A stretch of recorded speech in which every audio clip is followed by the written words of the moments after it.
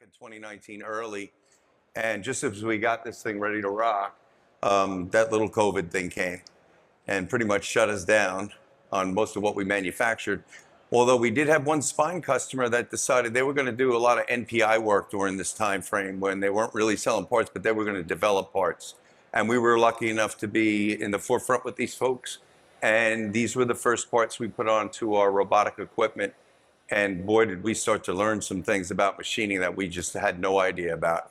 Makino was a great company. You need the support from the machine dealer out of the gate to get acclimated with the technology.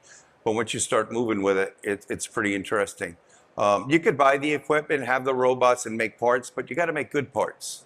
So there's lots of little different things we learned how to do after we actually got the machine set up, programmed, and ready to run. But as we went, I told the customer, I said, look, if you keep coming, we're going to keep buying you equipment. And we ended up buying 7 pieces of automated equipment for this one spine customer. But the beauty of it was, and that was for the capacity to manufacture the products that they were working on. So it was a 4-launch deal, and we finished up somewhere in 2020, 2021.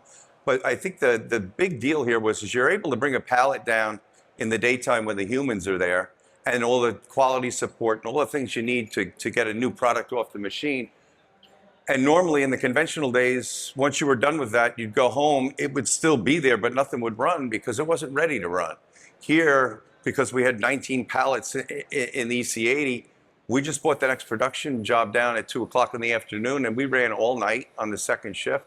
And then we ran an unattended third shift with no humans whatsoever, which we'll talk about how that's a neat trick later on. But I think it was real key to our customer in that we were able to keep up with not only the MPI and the development of the project and bring it to life, but we also had that burst capacity for these guys when we were ready to fill all these cases and trays up with every one of the sizes they needed on the launch. So I think that was a big benefit. We could have never got this done